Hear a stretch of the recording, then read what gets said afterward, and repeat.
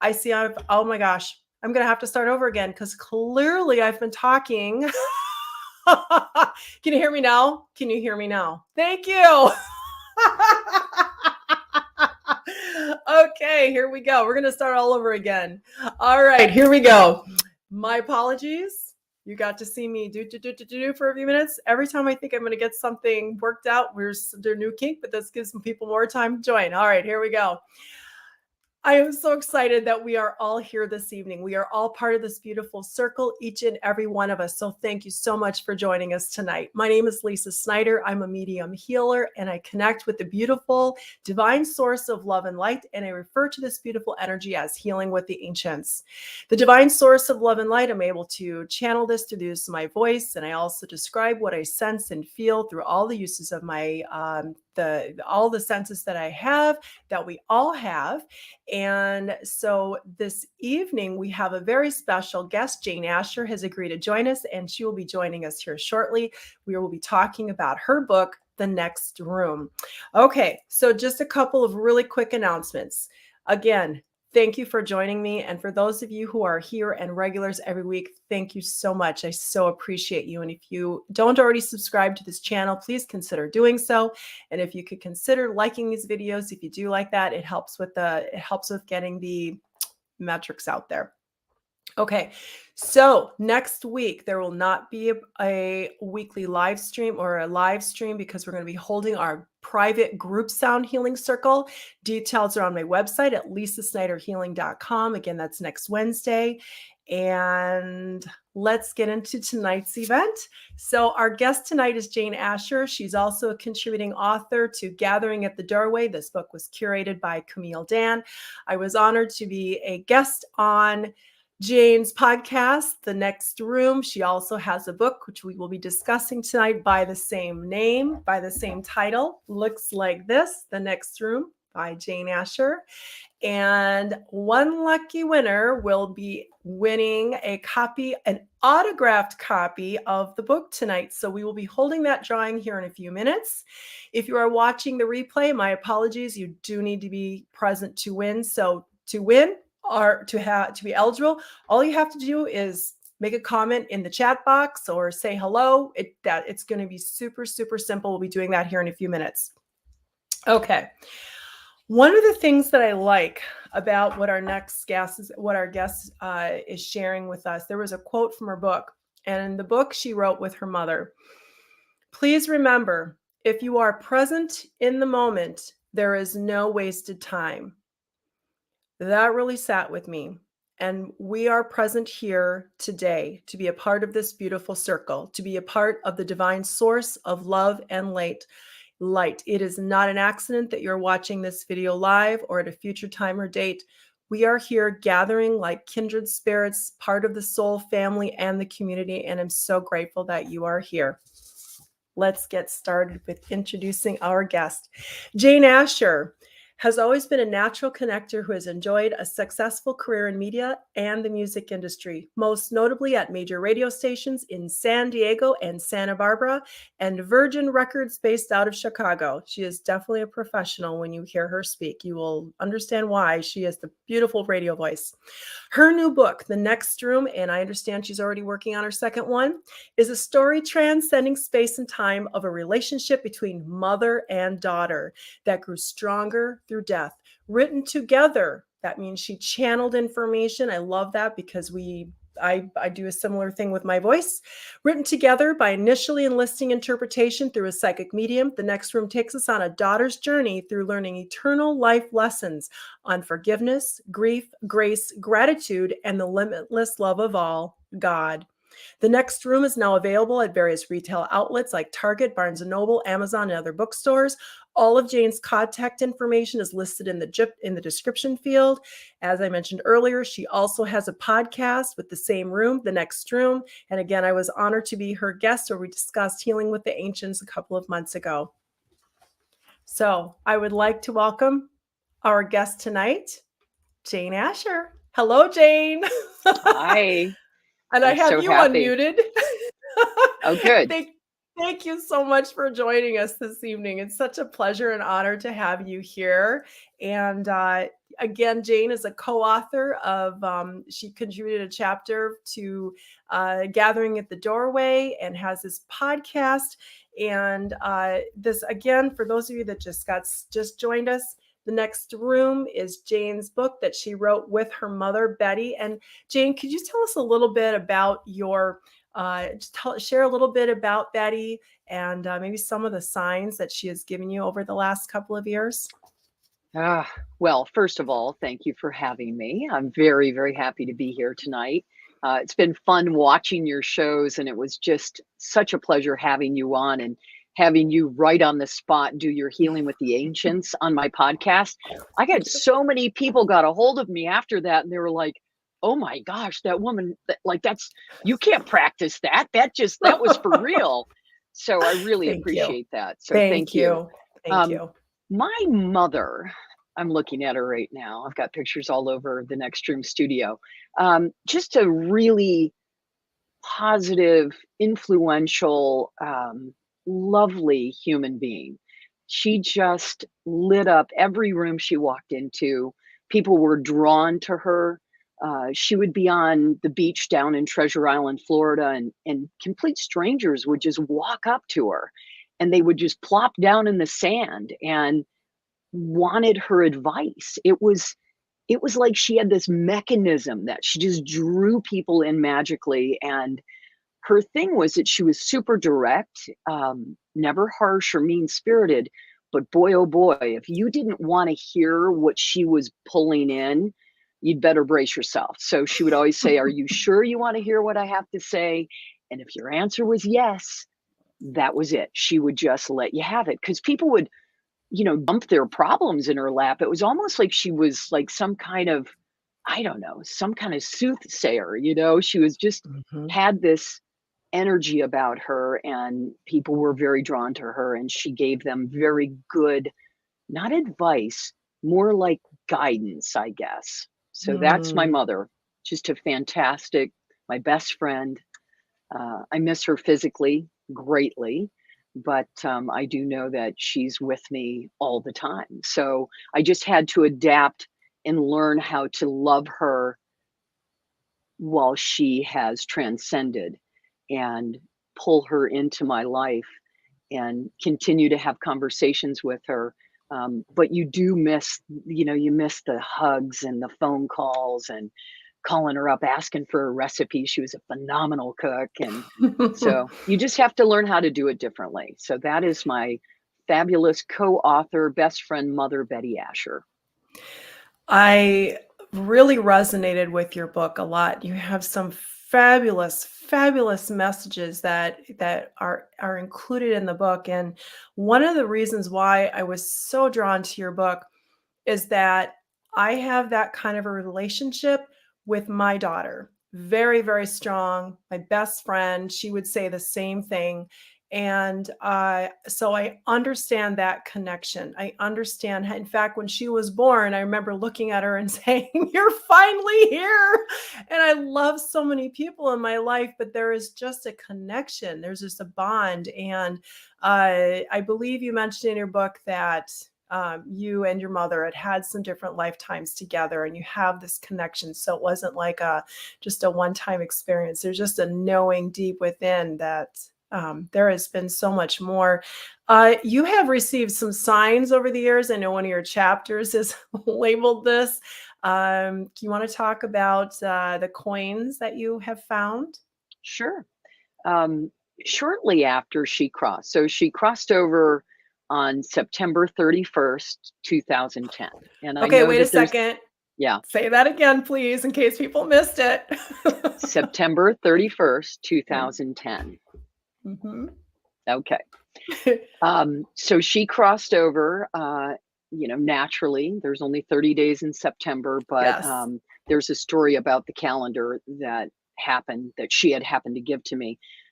But shortly after, I started getting dimes. Like, I was finding them everywhere, walking out of Target, walking out of the church parking lot, in the washing machine, in the shower, like weird, random places, always alone, always one dime, not a nickel, not pennies, none of that. And so I was on a radio station in San Diego, and leading up to Halloween, the boss thought, hey, we'll have a psychic medium come on and deliver messages to the listeners. And I thought, oh, that sounds like good radio. And as much as I wanted to, like, I desperately wanted to talk to her about mom, but I knew she was there to do a job. So I just buttoned it up and let her do her thing. And she was connecting the listeners with their loved ones. And it was really special. At the end of our week together, her name's Marissa Ryan. She said, Jane, your mother is leaving you dimes. I don't know the significance, but just know when you find one that they're from her. And I was like, okay, cool. That's so great. So I came home. I told Tommy. He's like, oh, you should collect them. So I got a little velvet bag. I started putting them in there. Shortly after that, he's finding them. Betty, our daughter's finding them. Thomas, our son, is finding them. Every friend I told about them, my friends would like find one and then take a picture of it and say, hi, Mom. You know, Betty said hello today. So it Oh, really I'm just getting kind of started chills. happening where it was like there were a ton of them. And then I went into the radio station the next week, or I think maybe it was a couple weeks. And my producer that night was JJ, and I was telling him about the story about Marissa and the dimes and everything. And he said, you should write it down. It sounds like a great blog. And as I was turning in my chair, you know, at a radio station, there's a table and there's all these dust bunnies and all these wires. And I turned to grab a pad of paper to write that idea down like I was going to forget. And right underneath the console, way back in the corner, was one shiny dime. And I picked it up and I held it. And JJ was like, hi, Mom.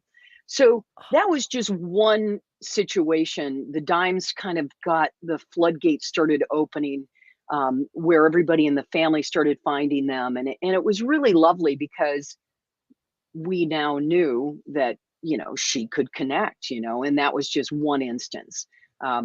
So she's good. I mean, she wanted us to know that she was with us. She could see us. She wanted us to smile. And that was the whole purpose behind the dimes. There was not a big holy grail message or some big epiphany. It was just literally that she liked to see me smile.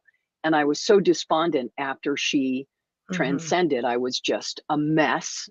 Really don't remember the first year after she was gone. I barely ate. I was just in a fog. It was terrible. I was such a mess. And now I can happily say I'm not a mess. So it's great. I mean, I love that she showed me how to continue to love her and have this beautiful relationship with her, even though we are physically so far apart at the moment. It's been really beautiful. So. And there was another, this one took me by surprise because I had not heard of this type of an experience before. You were with somebody and you saw the light on the ice. Would you share that Yes. story with us, please? And I don't want to give too much away because you Yeah. really do. I really encourage people to get this book because it's I don't mind. it is such an easy read. I mean, it's like, it's hard to put this book down. So thank you. yes, Thank you for that. I appreciate that. And I don't mind. I honestly, I give away so many copies, Lisa. My feeling is that it's so beautiful and the messages are so important that you don't write a book to get wealthy. You really don't. Like everybody that's out there that is an independent author is nodding their head right now going, you tell them, Jane, because it's only a very small percentage that end up with that New York Times bestseller. Yeah. And so if you enter into it with that intention, it's not going to happen. This was there and she told me that people would find it, the right people would find it. And so my theory is like, hand them out. I sat and sent out stacks upon stacks. If anybody reaches out to me and says they need a copy, but they're hard down on their luck or whatever, I don't care. I'll send them a copy. So the cool story, this one was really fun and it's only happened the one time. Okay. Her best friend, Ruthie, was super down after Mom left, of course. And so I flew home to see Dad. I'm in San Diego. He's up in northern Michigan. And I go home, I grab my big sister. We go up to see Dad. We decide to invite Bob and Ruthie over for cocktails. They're my friends, folks' best friends. Ruthie was really instrumental in helping throughout Mom's transition in the hospital and then her leaving and the funeral and all of that. So Ruthie and I were alone in the kitchen and there's a big counter, you know, like a marble counter in the middle of the kitchen. And we were leaning on our elbows, holding hands. And I was looking right at her and I was saying, Ruthie, you know, mom loved you so much. And I love you. And thank you so much for everything. And at that exact moment, Lynn and the men were out in the living room. At the exact moment I was telling her how much my mom loved her, her eyes, which are really hazel, this pulsating blue light started coming through her eyes, and it was like going woo, woo, woo. And it didn't flip me out at all. Like No. it was so beautiful, and Mhm. I knew what was going on, and so I just kept watching it for a little bit. And then finally I'm like, okay, she's gonna think I'm freaking out because I'm like staring at her so intently. And I said, Ruthie, you don't have blue eyes. She dropped my hand. She spun around. She's like, Jane, you're freaking me out. She was, it's your mom. And I'm like, yes, it's my mom. I mean, my mother's eyes are clear blue, like a Michigan spring day, you know, Oh, really pale light blue, like so beautiful. And I knew at that moment that she was telling me, I can see you. I just need to use my best friend's eyes to deliver the message. And I'm telling you, I've asked for that again. I'd welcome that kind of yes. metaphysical vibe again. But I think it was just a one off. I mean, it's never Mhm. happened again. That was, shoot, that would have been in, let's see, she crossed in 2010.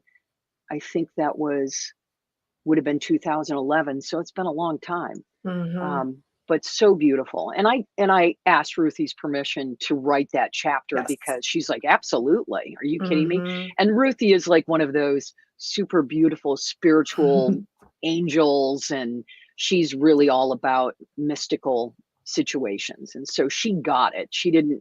It didn't scare her. So You know, when you have an experience like that, you just don't forget it. Like, it's just, no, there was one time, no. I don't think I've ever shared this story. There was one time, I want to say it was probably about 3 or 4 years ago. I had it's a long and involved story, but basically what happened was it was about 6 in the morning. I walked into my kitchen. I was home by myself. I turned on the light. I was fully awake. It wasn't like, oh, you're half asleep. No, I was fully awake. I walked in the kitchen. I saw, this is before I had cats, by the way, for those of you who think it's my cats. Um, I saw a flash of black, and at the same time, with my ears, which I don't usually hear objectively, it sounded like claws went over the floor. At the time we had linoleum, and it was like, you know, I could hear it, and I saw the flash of black, and I knew instantly that it was related to Black Panther that works with me. And so Mm. when you have an experience like that, it's just like okay, there is so much more than what we can actually, I mean, that's just the tip of the iceberg when you think Oh about yeah. all the things that can happen. All right, so Yeah. let's talk about raising our vibration, love Okay. versus hate. And why do some people like to thrive in the fear and all that kind of stuff? Can we talk a little bit about what your mom and you discussed about raising our vibration? Because I love this Yeah. topic. Um, boy, I was taking a walk with my puppy, and one of our neighbors had a sign that said, you know, no hate here. And it bothered me. So, Hmm. of course, on my walks, I call them like my metaphysical meditation, the smell of the neighborhood, because I don't really walk to get exercise with the puppy. I let her smell everything. When we got home, I opened up my laptop and I was in the throes of writing the next room, and I wanted to discuss that.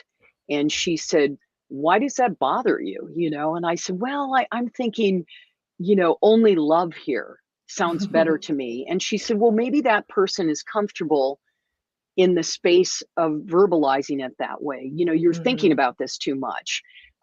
But she said, you know, hate won't last because it has limitations. Love is the only thing that does not have limitations. It is the defining, eternal vibe and feeling on the planet. And it is the only thing that really will last. Hmm. So it's really important to um, really limit your time around individuals, even if it's at work or in your day to day, or if there's someone that is just always, rah, rah, rah, just always finding something that's just not uplifting. And it's not Hmm. about sticking your head in the sand. It's not Right. about being a Pollyanna. It is about you connecting on a higher vibrational level. And so Hmm. you need to limit your time around people that will suck the life out of you, and just are always down and always complaining and everything, and really try to stay in a higher vibration of love. And it's so true. It's like I've kind of curated this beautiful community of people, which I now include you and Thank you. Camille and all the people I have on my show.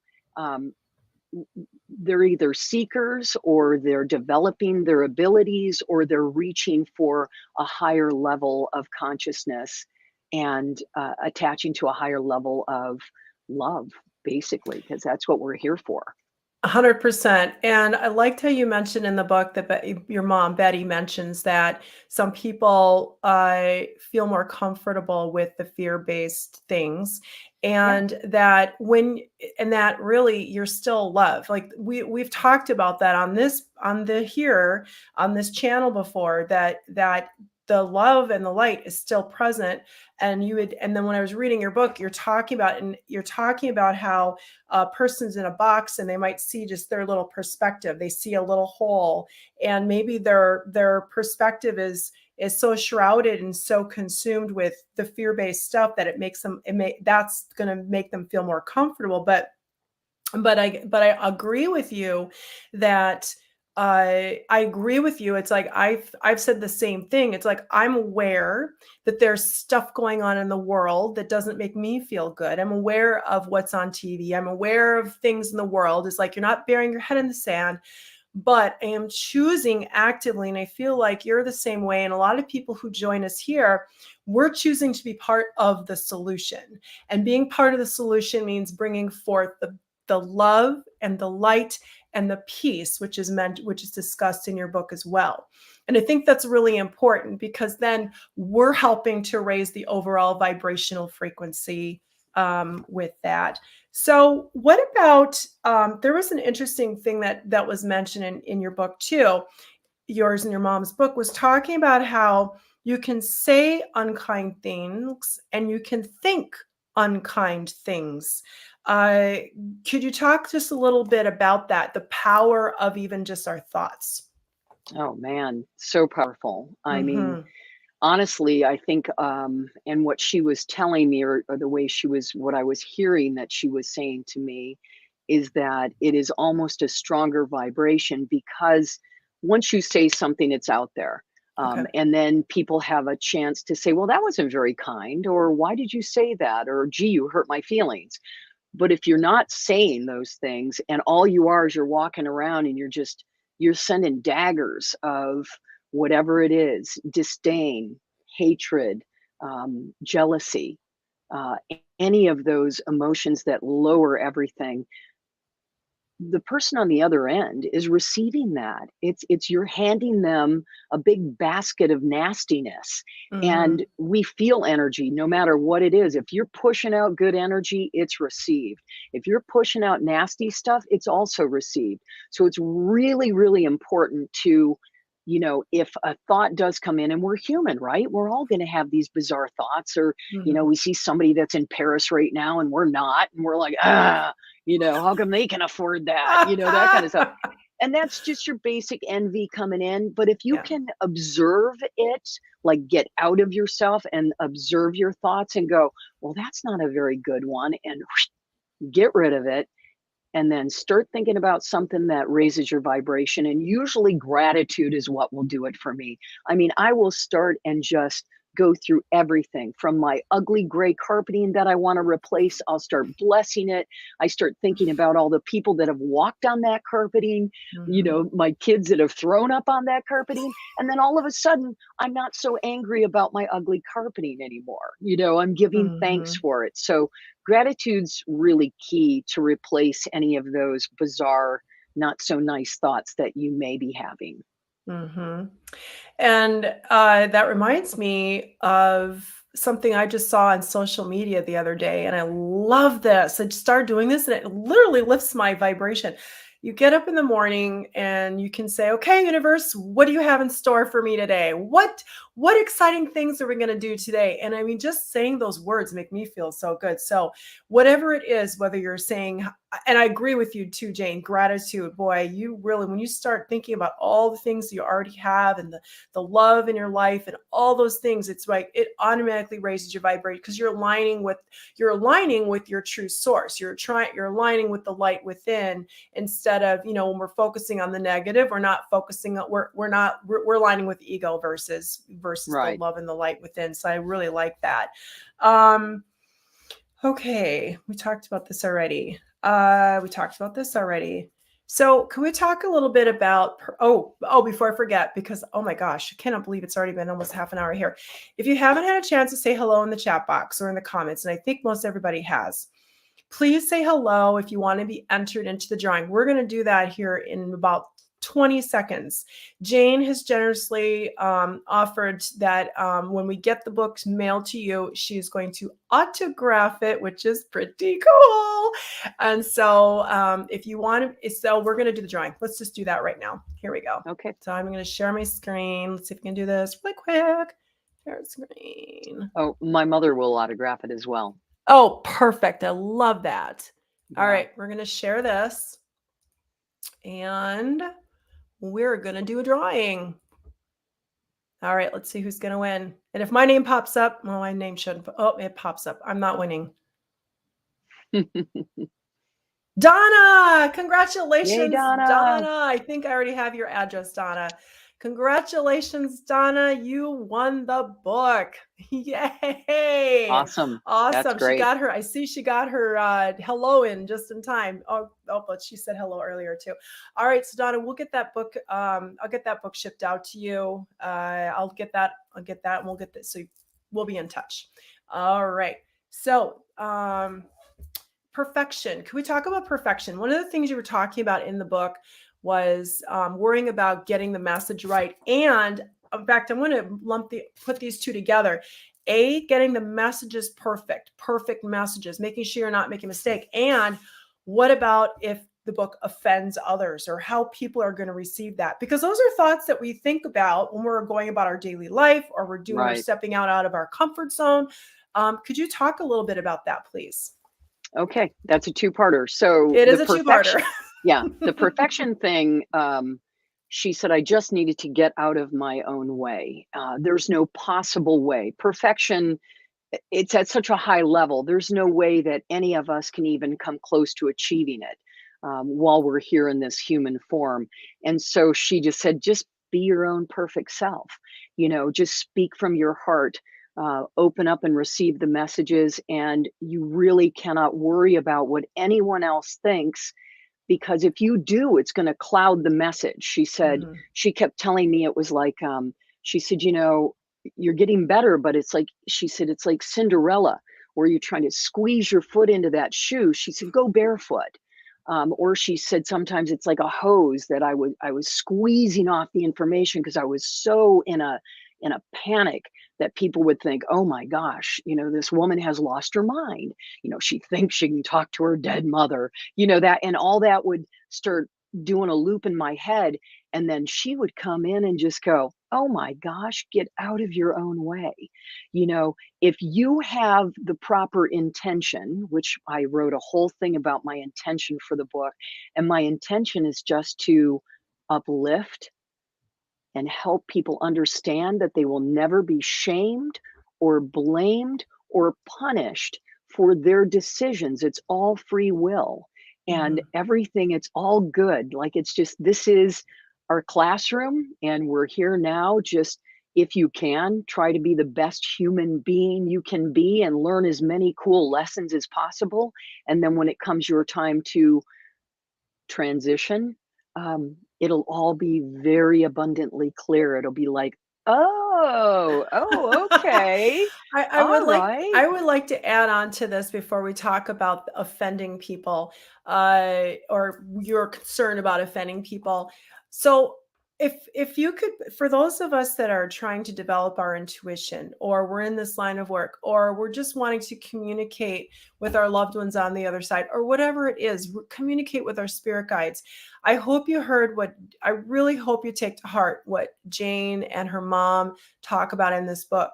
Because when we're struggling for perfection and we're sitting there, we're trying so hard because we want to get it right, we don't want to be wrong, or any of that kind of stuff, we're blocking, we're putting up the block, we're covering the information. And so Jane originally started writing this book through a friend who's a very gifted medium, psychic medium, and then realized that she could receive the information herself. And that journey is talked about beautifully in this book. So I love that you share that, because that is a prime example of how, if you just, don't worry so much and you just go with the flow, the information flows through so much easier. And I love that. So now can we talk a little bit about your concern about how is this book going to be received? Because I think about that myself, or I should say I used to think about that when I first started doing these lives, and I'm channeling these voices and what are people going to think and blah, blah, blah. So would like to hear what your conversation with your mom was about that, please. She just said doubt is a huge waste of time. Because it kept seeping back in. And she said, if you believe that we are connected and that I can leave you dimes and I, vibrate through my best friend's eyes, why can't you believe that this is to be believed? This story, it's our story. Nobody else can really get in the way of it. And so I love that she just said, just get out of your own way, expand without fear. She kept telling me, just expand without fear and stop doubting the validity of what was happening, because it was so clear to me, and even more so now, because it seems like now I've got kind of a host of individuals. It's not just my mother. So I just had to get clear and stop kind of throwing up my own little walls about connecting and not worrying about what anybody else is going to say. I mean, doesn't because matter. really, whoever is meant to pick up your book and read your book, Absolutely. that's gonna be what's gonna happen. And whoever's going to, because there is no one book, there is no one person, there is no Exactly. one healer, most psychic. It really, No. see what resonates with you. And that's Right. why, and I think your mom even talks about that. It's like whoever's meant to pick up your book and read these messages. Because when I Yes. read that book, it was like, holy cow, and it made me just, I was able to put myself, I know this you're writing this with your mom, and I could think of myself with my daughter in that situation, and the closeness of your relationship that the two of you have and still have. Because as she mentioned, I think you said something about dead, and she's like, we prefer transitioned, right? Isn't that that's what we're learning all the time. So okay, I want to just look at the comments here really quick. Let's see. Oh my gosh, there's been a lot of comments here. Camille is Erin's energy book. She says, hi, Lisa and Jane. Let's see. Keith said, I so miss my Grammy. She was a great cook too. Someone said, congrats. Donna says, thank you, thank you, thank you. She's really excited about getting the book. Let's see. Keith says, I was just talking about this with my friend and my cards reading that I'm starting soon. That is really awesome. Oh, here's a question. I would love to, by the Windy City, I would love to know if it was Jane's first time to communicate with the spirit world with her mom. Great question. At the beginning, you mean at the very first time? Yeah, I would say yes with the book. That would probably okay. be. With the book, Mhm. I have been talking to people that have transitioned for a long time, just in the realm of like I ask people for help. Like if I need to do something that requires a little bit of brute strength, I'll ask for my uncle Doug or my dad. Or if I need to communicate concisely, I'll ask Dick Kernan or my pal Budgie, who was in radio too. So I've kind of just started doing it naturally. It just made me feel good. Every time someone leaves in their earthly vessel and goes into the next room, um, you miss them. And so Mhm. I don't know why or how, but I just started incorporating them into my day-to-day life. If they have a birthday, I sing to them. I think about them, I talk to them, and I ask for their help all the time. And she even told me, I said, when I ask for help, is it the person that I'm asking the help? Is it them? And she said, sometimes, but not always, because if it isn't their area of expertise or if they are not able to help you with whatever the issue is that you're asking for, another soul will step right in and take over and help you with whatever it is. So that is a good question. But I've kind of, ever since I've been a young little girl, I've always kind of embraced, I would say strange, my mother would say that's your unique side. So I've always been a little different. And I'm not a psychic medium. I Right. don't have that particular, I would never say I have that gift. And I do consider it quite a gift. Um, Mhm. but I have a connection. I don't know what, probably intuition. My intuition's pretty strong.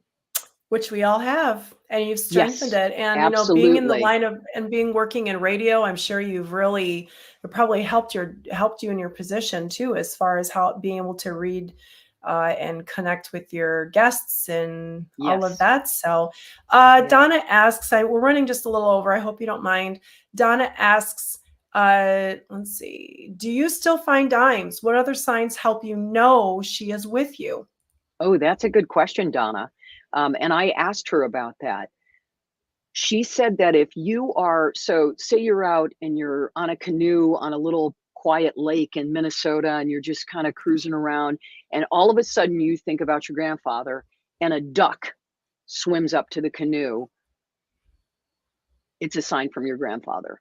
Whomever you are thinking about at the exact moment, whether you're finding a feather, whether a butterfly is floating by, whether a hummingbird zooms in and starts chitter chattering to your face, or whether you find a dime, whoever you think it is that's giving you the sign, it is that person giving you that sign. You just need to ask, trust, and believe once you do receive. You can't just, oh, it's a coincidence, because I don't believe in that. Um, Mm-mm. they can send us all kinds of signs. We just have to allow them the pleasure to do so. And then when they do, don't doubt it. To open up and Mhm. receive it.